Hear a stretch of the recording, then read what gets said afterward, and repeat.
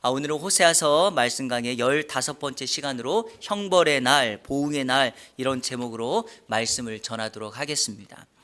최근 우리나라에서 많이 회자되고 있는 단어가 하나가 있습니다.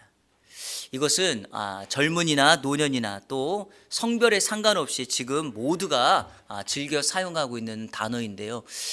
궁금하시죠? AI라는 단어입니다. AI. 영어로 Artificial Intelligence라고 하는 인공지능을 의미하는 단어입니다.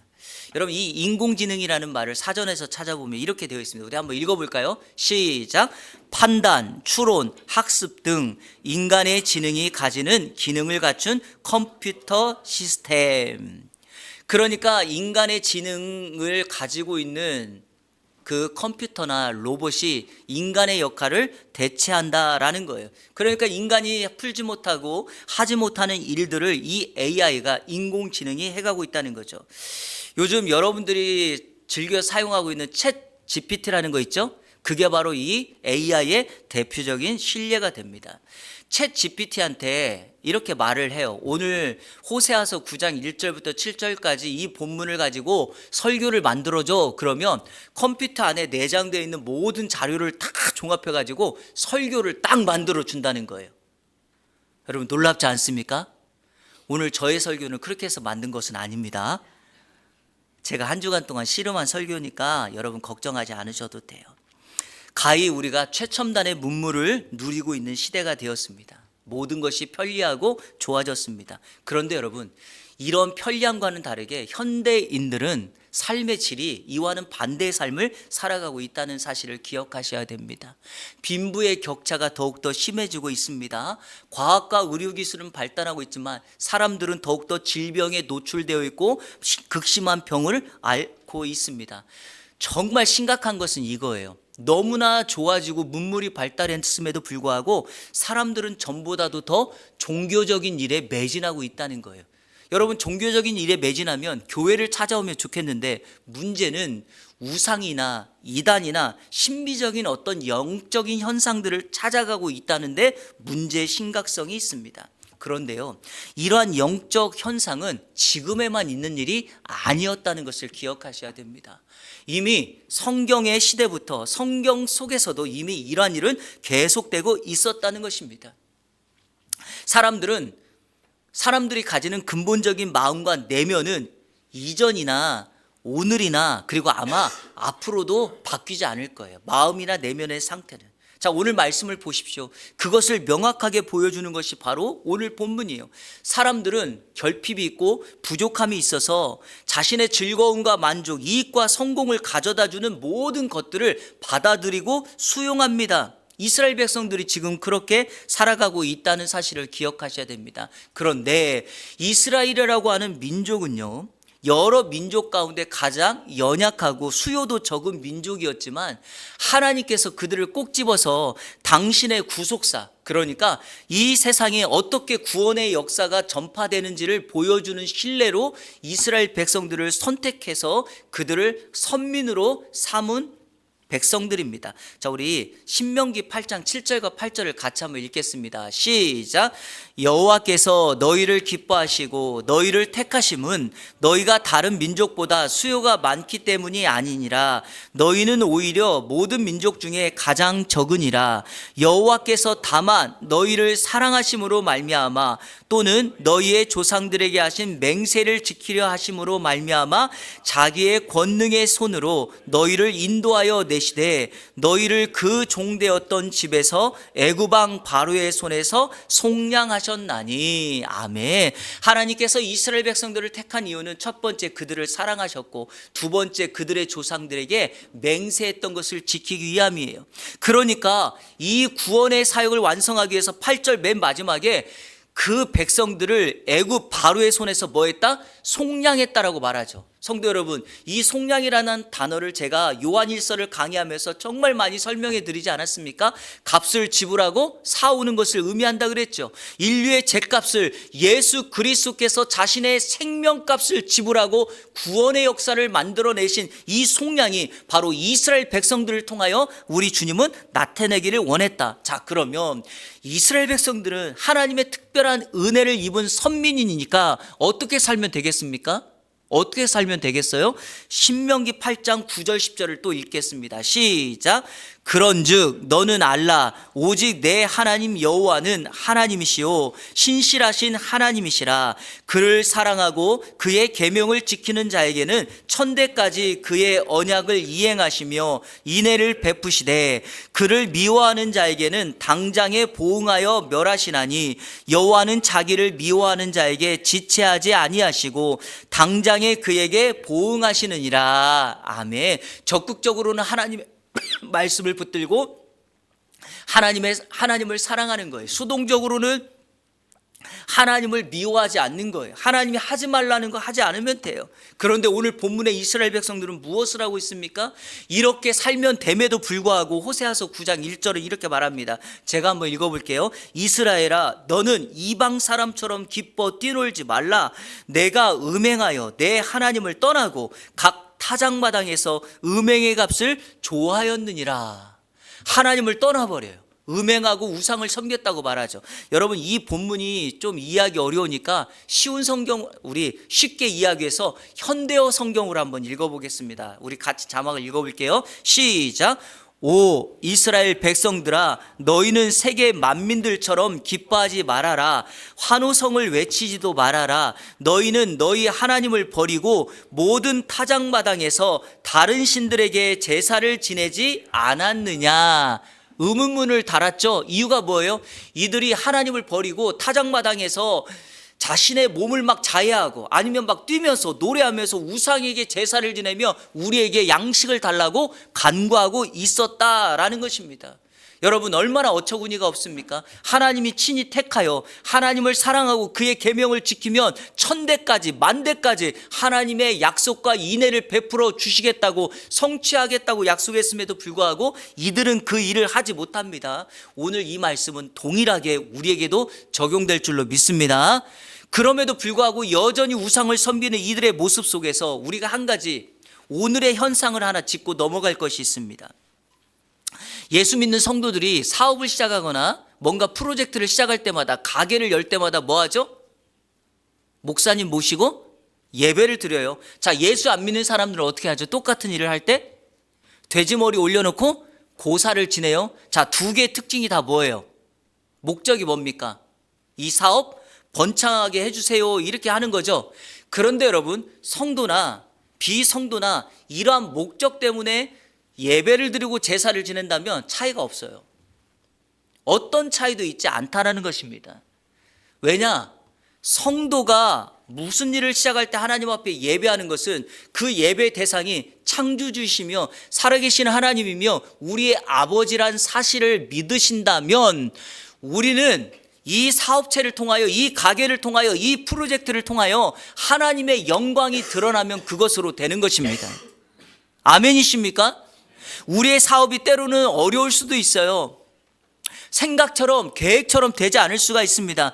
그럼에도 불구하고 우리 성도들이 하나님 앞에 예배하는 이유는 그 예배 대상이신 하나님이 우리의 삶을 우리의 모든 영역을 통하여 영광 받으시기를 원하시기 때문에 우리가 그 영광을 선포한다면 그것이 하나님을 사랑하고 하나님의 계명을 지키는 일이기에 하나님께서 우리에게 사랑과 인애를 베풀어 주실 줄로 믿습니다.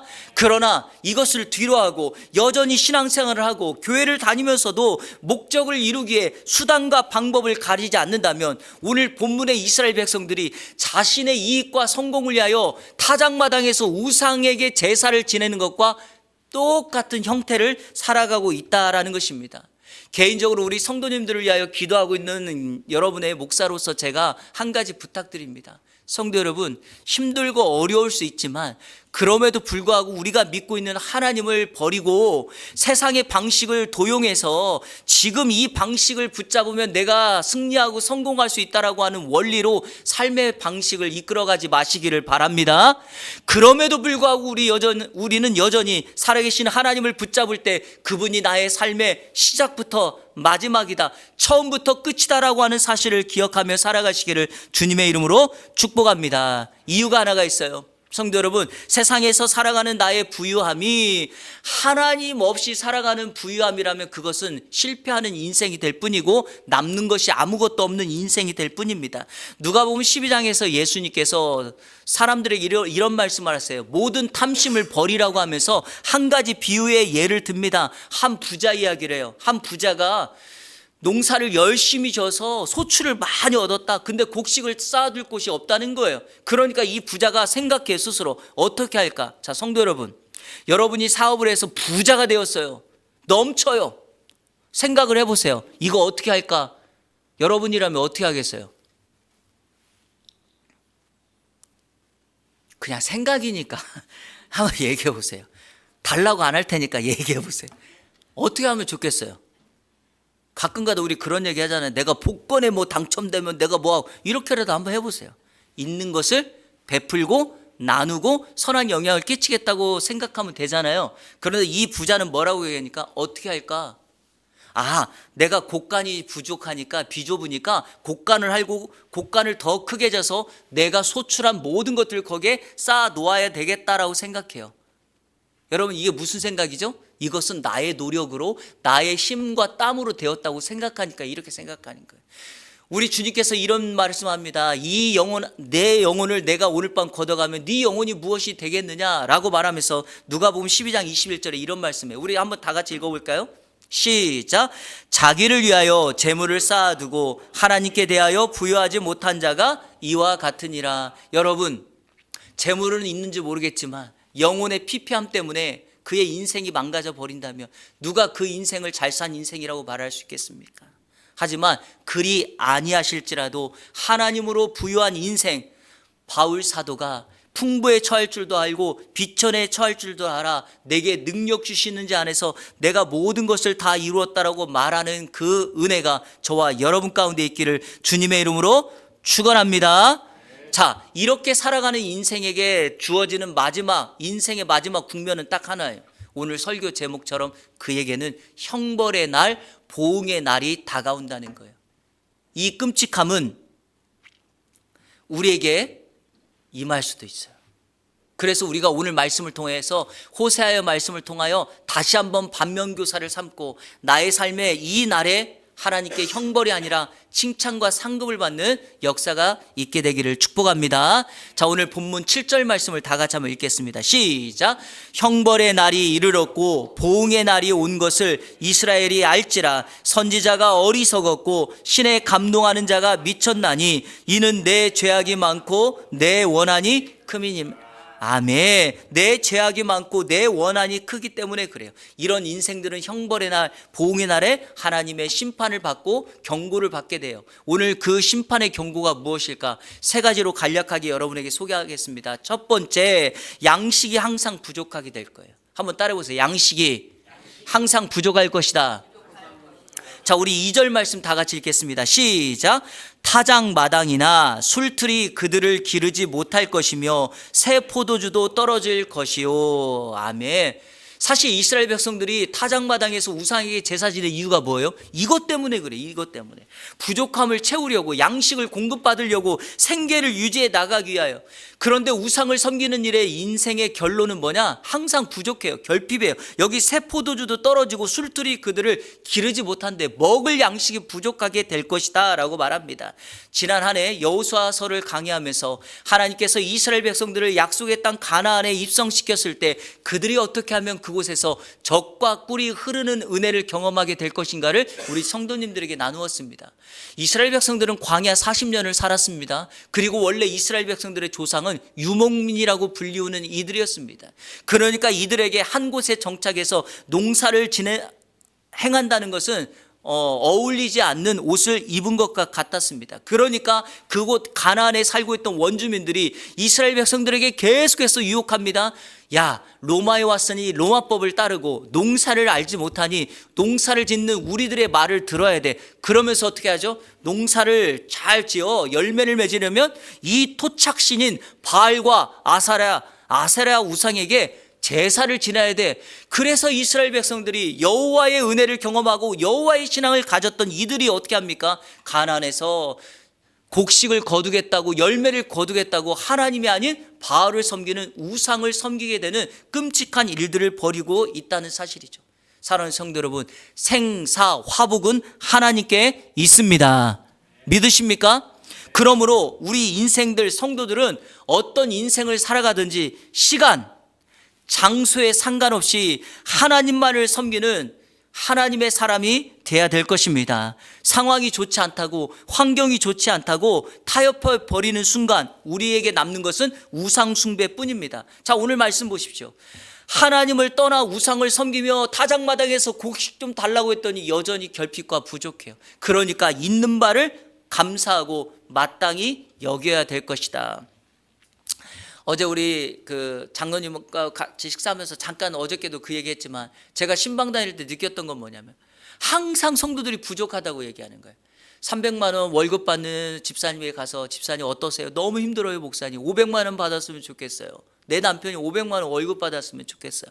500만 원 받는 집사님에게 집사님은 행복하시죠? 뭐라고 할까요? 목사님 무슨 그런 말씀을 하십니까?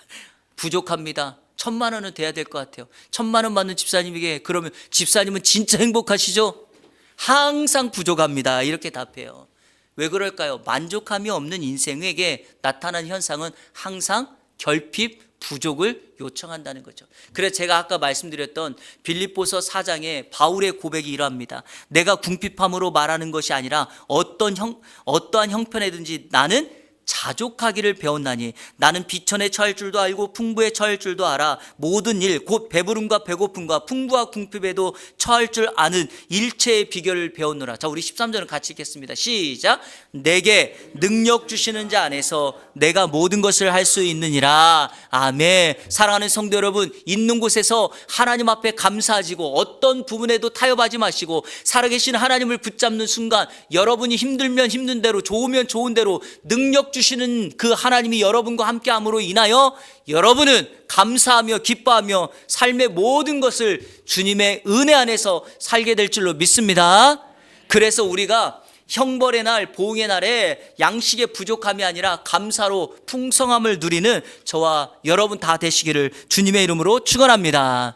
자, 두 번째, 형벌의 날, 보응의 날에 큰 죄악으로 말미암아 우리에게 임할 형벌 무엇인가? 둘째로, 하나님의 땅에서 살 수 없게 된다는 거예요.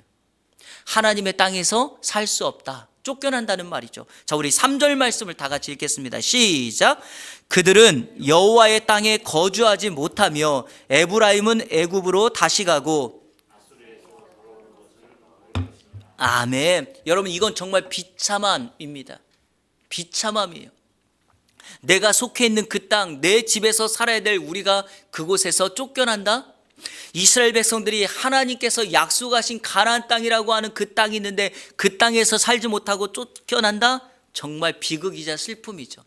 실향민이라는 말이 있어요. 실향민. 전쟁이나 여러 가지 사건 때문에 고향을 떠나 그 다른 나라에서 살고 있는 이들이 많아요. 예를 들어서 6.25 전쟁 때문에 북한에서 남한에서 북한으로 가신 분들이 고향에 돌아가지 못하는 실향민의 신세가 되었죠.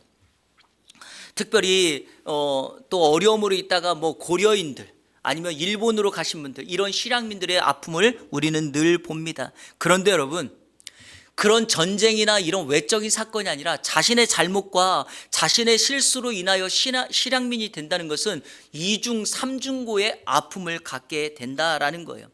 여러분 한번 보세요. 고향을 떠났어도 있는 곳에서 그냥 잘 살면 되잖아요. 그런데 늘 이런 비극적인 마음이 있는 곳에서도 살 수 없게 돼요. 자, 이스라엘 백성들 보십시오. 가나안 땅에서 살아야 되는데 그들이 우상 숭배로 그 땅에 살지 못하고 떠났어요. 애굽으로 가고 아수르로 갔는데 여기 보니까 더러운 것을 먹을 뿐이다 라고 말해요. 이런 신세로 전락하고 만다는 거예요. 여기 더러운 것을 먹을 것이다 라고 하는 이 본문을 현대어 성경은 이렇게 번역했어요. 쓰레기를 뒤져먹고 살 것이다, 이렇게 번역했어요. 그러니까 왕자로서, 하나님의 왕자로서 왕의 삶을 사는 것이 아니라 완전 거지 같은 인생을 살아가게 된다라는 거죠. 얼마 전 캄보디아에서 벌어지고 있는 한국인들의 납치와 사기 사건이 큰 이슈가 되었죠. 나라 간의 문제로 확산되고 있습니다. 근데 여러분, 뉴스를 보신 분들이나 다큐멘터리를 보신 분들은 알겠지만 이 일의 근본적인 시작이 어디 있었습니까? 젊은 청년들이 취업은 안 되고 또 단기간에 돈을 벌고 싶은 마음에 잘못된 광고를 보고서 자신의 어떤 기술이나 자격증을 가지고 캄보디아에 가요. 갔다가 어떻게 되죠? 여권도 빼앗기고 거의 노예처럼 일을 하고 있다가 집에 돌아가고 싶어도 갈 수 없는 처지가 되었고 졸지에 현대판 실향민이 되고 만 것 아닙니까? 그러한 젊은이들의 마음을 그런 사람들이 그냥 악한 사단처럼 이용해가지고 이런 일들이 벌어지는 것 아니겠습니까? 우리가 잘못된 길을 선택하고 우리가 해야 될 일을 하지 않으면 우리는 이렇게 하나님의 땅에서 추방되거나 쫓겨나는 인생 될 수도 있습니다. 그러면 우리 성도님들께 촉구합니다. 하나님이 아닌 우상을 쫓아가는 것을 끊어버리고 제거하시고 오직 믿음의 주요 온전케 하시는 예수 그리스도, 그분이 세우신 그 길만을 향하여 나아가는 저와 여러분의 이번 한 주간 되시기를 주님의 이름으로 축원합니다. 마지막 세 번째, 형벌의 날, 보응의 날에 우리가 큰 죄악으로 말미암아 우리에게 임할 형벌이 무엇인가? 하나님께 온전한 예배를 드리지 못하게 될 거예요. 우리 4절과 5절 말씀 같이 한번 읽겠습니다. 시작. 그들은 여호와께 포도주를 부어 드리지 못하며 여호와께서 기뻐하시는 바도 되지 못할 것이라. 그들의 재물은 애곡하는 자의 떡과 같아서 그것을 먹는 자는 더러워지나니 그들의 떡은 자기의 먹기에만 소용될 뿐이라. 여호와의 집에 드릴 것이 아님이니라. 너희는 명절날과 여호와의 절기의 날에 무엇을 하겠느냐. 아멘. 이게 무슨 말이에요? 제가 12월 1일 월삭 때 말씀드렸죠. 전제라는 걸 설명드렸잖아요. 이게 지금 전제 아닙니까? 여호와께 포도주를 부어드리는 제사, 전제. 그러니까 이게 무슨 뜻이냐? 우상을 섬김으로 말미암아 하나님의 땅에서 쫓겨난 그 인생이 거기에서 하나님을 온전히 예배하고 섬기면 될 터인데 그렇게 하지 못하게 되었다는 거죠. 그러니까 하나님 앞에 온전한 예배를 드리지 못한다라는 것입니다. 자, 우리 출애굽기 5장 1절을 이 본문을 설명하기 위해서 출애굽기 5장 1절을 같이 한번 읽겠습니다. 시작. 그 후에 모세와 아론이 바로에게 가서 이르되 이스라엘의 하나님 여호와께서 이렇게 말씀하시기를 내 백성을 보내라. 그러면 그들이 광야에서 내 앞에 절기를 지킬 것이니라 하셨나이다. 아멘. 이게 무슨 말씀이냐면요, 출애굽기 3장과 4장에서 하나님께서 모세를 불러요. 이스라엘 백성들을 애굽에서 탈출시키는 지도자로 내가 사용될 것이다. 그때 모세가 하나님 앞에 원망하며 부인하며 나는 갈 수 없다고 그랬을 때 형을 그에게 붙여주고 지팡이를 보여주면서 너가 능력이 있으니까 너가 그 백성들이 이끌어야 된다. 그리고 난 다음에 5장 1절이 그 첫 번째 말씀이에요. 그렇게 해서 모세와 아론이 바로에게 찾아가서 말해요. 내 백성을 보내라. 그러면 자, 여기 뭐라고 나오냐? 그들이 광야에서 내 앞에 절기를 지킬 것이다. 광야에서 내 앞에서 뭘 지킬 것이다? 절기를 지킨다는 말의 다른 표현은 예배를 드리게 된다라는 거예요. 하나님은 아브라함을 통하여 이스라엘 백성들을 세우시고 그 민족을 통하여 하나님은 온전한 예배받기를 원해요. 그게 하나님의 뜻이고 이스라엘 백성들을 세운 방법이에요. 그러니까 하나님을 예배해야 될 그들이 애굽 땅에 종살이하면서 하나님을 온전히 예배하지 못했으니까 그 애굽을 떠나 살면 그들이 나에게 예배를 드릴 백성이 될 것이다라고 그들에게 말씀하고 있습니다. 성도에게 있어서 예배란 하나님을 높이는 이 일이 중요한 이유는 그 일이 성도임을 증명하는 가장 중요한 내 삶의 정체성이자 자격이기 때문입니다. 내가 교회를 다니는 성도이기 때문에 예배를 드린다가 아니에요. 하나님의 은혜로 성도가 되었기 때문에 나에게 주어진 내 안에 있는 정체성은 하나님을 높이는 예배자로 사는 것이 우리 삶의 사명이자 의무입니다. 여러분도 그렇게 믿으십니까? 그러니까 우리의 삶은 어떠한 상황 속에서도 하나님을 온전히 예배하는 것이죠. 그런데 어떻게 되었습니까? 하나님을 버리고 우상을 숭배하는 순간 하나님을 예배해야 될 그 정체성이 완전히 떨어져 버리고 바닥나 버리고 하나님을 예배할 수 없는 일이 되었다라는 것입니다. 그러나 여기에서 회복할 수 있는 힘을, 회복할 수 있는 그 비결을 여러분에게 소개하겠습니다. 느헤미야, 이스라엘 땅에서 포로로 잡혀가 이방 땅에 살고 있었지만 그곳에서 민족의 지도자 역할을 하고 있었던 그 느헤미야가 우리에게 방법을 하나 일려줍니다. 제가 느헤미야도 몇 년 전에 강의를 했습니다. 자, 느헤미야 8장 10절 말씀 우리 다 같이 읽겠습니다. 시작. 느헤미야가 또 그들에게 이르기를 너희는 가서 살찐 것을 먹고 단 것을 마시되 준비하지 못한 자에게는 나누어 주라. 이날은 우리 주의 성일이니 근심하지 말라. 여호와로 인하여 기뻐하는 것이 너희의 힘이니라 하고. 아멘. 여러분, 예배 회복이 어디 있습니까? 삶의 회복이 어디 있을까요? 여호와로 인하여 뭐 하는 것? 기뻐하는 것이 그게 바로 성도의 힘이자 능력인 줄로 믿습니다.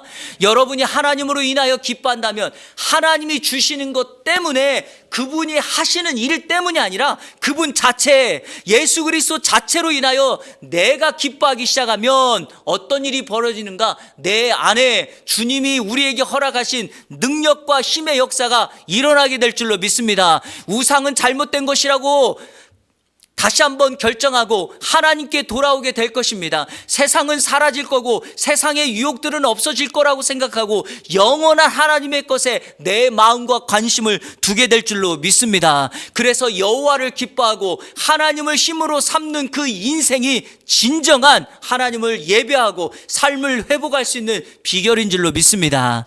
말씀을 맺겠습니다. 오늘 말씀의 결론을 6절로 맺으려고 합니다. 자, 오늘 6절 말씀 다 같이 읽겠습니다. 시작.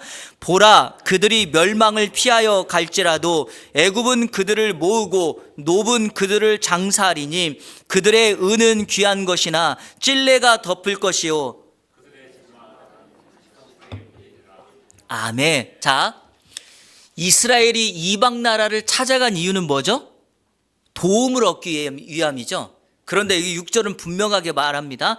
애굽은 그들을 모으고 노은 그들을 뭐한다? 장사한다. 그들이 유일하게 이스라엘을 위하여 할 수 있는 일은 딱 하나밖에 없어요. 이스라엘 백성들의 시체를 치워주는 일, 그거밖에 없어요. 이스라엘 백성들이 이방 땅에서 죽어가는 그 시신들을 마무리하는 것만 이들이 할 수 있다라고 이렇게 말을 해요. 이방의 도움을 구하러 갔지만 고작 죽어가는 그들의 시신만을 처리하는 일, 그것. 그러니까 어떤 도움도 우상은, 이방은 될 수가 없다. 자, 그러면 내 삶을 회복할 수 있는 유일한 길은 어디에 있습니까? 우리의 힘이신 그 주님을 붙잡고 그분께 나아가 그분으로 인하여 기뻐할 때 진정한 회복과 삶에 우리에게 베풀어 주시는 은혜가 임하게 될 줄로 믿습니다. 그렇다면 성도 여러분, 형벌의 날이 오고 보응의 날이 오더라도 우리는 걱정할 것이 없죠. 왜? 여호와로 인하여 기뻐하고 있는 그 인생을 누가 해야겠습니까? 하나님의 보호막이, 하나님의 권능의 손이 우리를 덮고 있는데 그 형벌의 날, 보응의 날에 누가 우리를 빼앗아 가겠습니까? 그러므로 우리에게 임할 형벌의 날, 보응의 날이 있지만 성도는 그것에 두려워하거나 염려하거나 근심하지 말고 그분이 주시는 능력과 힘 안에서 안전함을 추구하는 저와 여러분의 이번 한 주간 복된 성도의 삶을 살아가시기를 주님의 이름으로 축원합니다. 우리 결단의 찬양 다 같이 드리겠습니다. 나의 힘이 되신 여호와여, 내가 주님을 사랑합니다. 여러분, 힘이라고 하는 단어가 어디서 온 단어인지 아십니까? 붙잡다라는 단어예요. 붙잡다. 그러니까 사람들마다 힘의 존재를 붙잡는 거죠. 성도 여러분, 하나님을 붙잡으세요. 하나님이 여러분의 힘이 되어 주실 줄로 믿습니다. 그리고 이런 원리가 있어요. 내가 하나님을 딱 붙잡은 것 같지만 시간이 지나보면 알아요. 하나님이 나를 붙잡고 계세요. 결코 그 손을 놓지 않을 것이에요. 그 하나님이 우리의 진정한 힘임을 고백하며 찬양하도록 하겠습니다.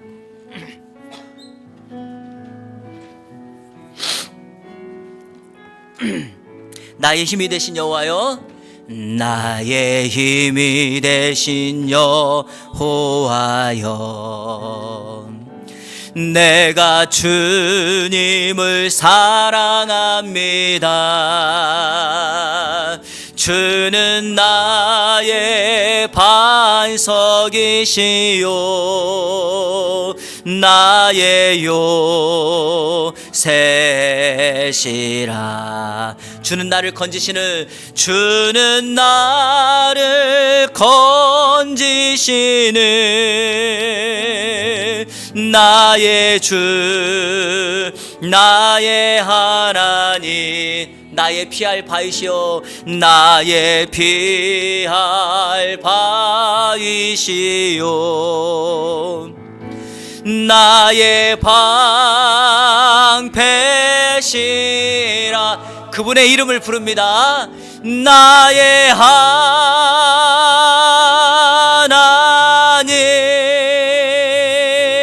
나의 하나님,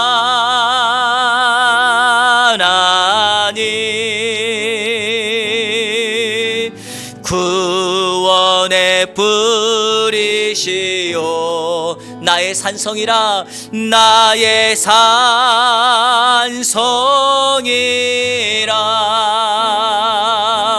나의 하나님,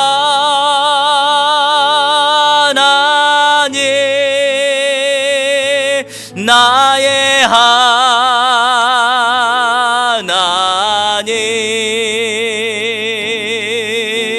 그는 나의 여호와,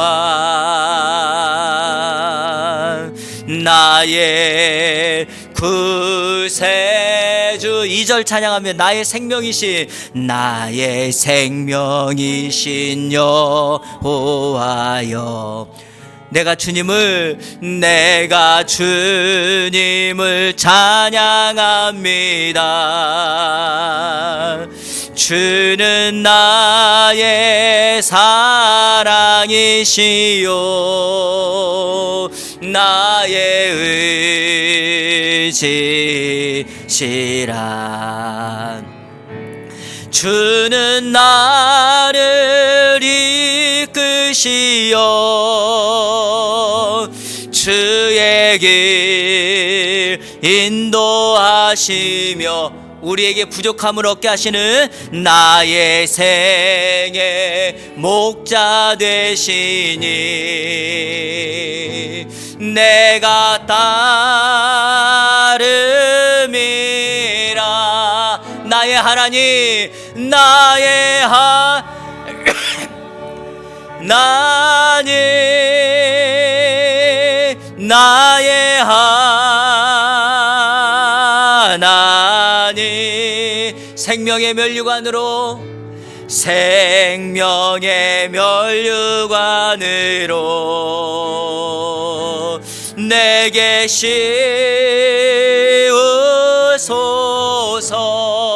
나의 하나님, 나의 하나님,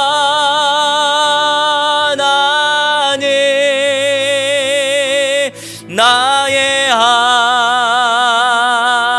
하나님, 그는 나의 여호와, 나의 구세주, 나의 구세주.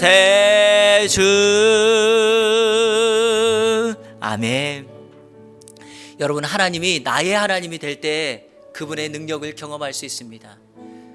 나의 부모님의 하나님도 아니고 이웃의 하나님도 아니고 친구의 하나님도 아니라 나의 하나님으로 그분이 임하실 때 그분의 능력을 경험케 됩니다. 사랑하는 여러분, 그 하나님이 이번 한 주간 여러분 자신의 하나님이 되기를 축복합니다. 그 하나님 앞에 기도합시다. 첫 번째, 형벌의 날, 보응의 날에 하나님이 주시는 안전함을 누리게 하여 달라고 기도하십시오. 사랑하는 나의 가족들이 어떤 어려움도 당하지 않게 하시고 하나님의 힘과 능력으로 그 삶을 살아갈 수 있게 해달라고 기도하십시오. 두 번째로, 성도 여러분, 우리 삶의 현장에 우리에게 허락하신 그 주신 것을 가지고 세상의 부유함을 자랑하는 것이 아니라 하나님의 부유함을 자랑하여서 이 하나님의 부유함을 세상에 있는 사람들에게 전하는 하나님의 사람, 전도자의 삶, 제자의 삶을 살게 해달라고 기도하십시오. 마지막 세 번째로, 특별히 날씨가 추워지고 또 우리의 삶에 육신의 연약함을 안고 있는 성도들, 사랑하는 가족들이 있습니다. 여러분들 위해서 기도해 주십시오. 우리의 부모님, 우리의 어머니, 아버지, 내 형제, 그리고 사랑하는 가족들 가운데 육신의 연약함을 안고 있는 분들이 있습니다. 하나님, 치유의 역사, 회복의 역사를 허락하여 주옵소서. 우리 시간에 이 세 가지를 놓고 다 같이 합심으로 결단하며 기도하며 나갑니다. 기도하겠습니다. 좋으신 아버지 하나님 감사합니다. 오늘 거룩한 주일 12월의 첫 번째 주일을 예배하며 하나님의 말씀을 듣고 형벌의 날, 보응의 날에 우리의 죄악과 원한이 커서 하나님 앞에 심판의 경고를 받을 수밖에 없는 이때, 하나님, 우리 성도들은 하나님을 온전히 섬기고 따름으로 말미암아서 하나님이 주시는 은혜와 힘을 누리며 살아갈 수 있도록 인도하여 주시옵소서. 특별히 하나님 기도합니다. 우리 자신이 형벌의 날, 보응의 날에 걱정하거나 두려워하지 않게 하여 주시고 하나님이 베풀어 주시는 은혜의 날개 아래서 품어 하나님의 안전함을 추구하며 평안함을 추구하며 살아갈 수 있게 하여 주옵소서. 하나님, 또한 이 일들이 나만이 아니라 우리의 사랑하는 가족들, 또 친구들, 이웃들에게 동일하게 나타나게 하여 주옵소서. 하나님이 나의 하나님이시기 때문에 나의 하나님의 능력을 경험하며 나갑니다. 그 하나님이 우리의 힘이시고 우리의 생명 되시기에 그분만을 붙들고 나가기를 원하오니 하나님, 우리에게 은혜를 베풀어 주시고 성령의 충만함으로 나아갈 수 있도록 함께하여 주옵소서. 하나님, 특별히 기도합니다. 사랑하는 가족들, 성도들, 육신의 연약함을 안고 있는 이들 찾아가 주셔서 안수하여 주시고 여호와 라파, 의사 되시는 하나님의 권능의 치유함의 역사가 있게 하여 주옵소서. 길르앗에는 유양이 있지 아니하냐, 길르앗에는 의사가 있지 아니하냐라고 말하면서 길르앗의 유양 되시는 예수 그리스도, 그분만을 신뢰하며 의지하기를 원하오니 사랑하는 성도들, 육신의 연약함을 치유하시고 회복시켜 주옵소서. 사랑하는 우리의 부모님, 나의 어머니, 나의 아버지, 우리 하나님 치유와 회복의 역사가 일어나게 하여 주시고 하나님의 권능을 경험하며 나갈 수 있도록 인도하여 주시옵소서. 우리의 힘이 되신 하나님, 오늘 말씀을 통하여 형벌의 날에도 보응의 날에도 걱정하거나 두려워하지 않고 하나님을 힘으로 삼아 그 날의 평안함과 안식을 누릴 수 있는 방법을 배웠습니다. 이번 한 주간 그 방법대로 실천하며 살아가는 이 안에 성도들 될 수 있도록 함께하여 주옵소서. 예수 그리스도의 이름으로 기도하옵나이다. 아멘.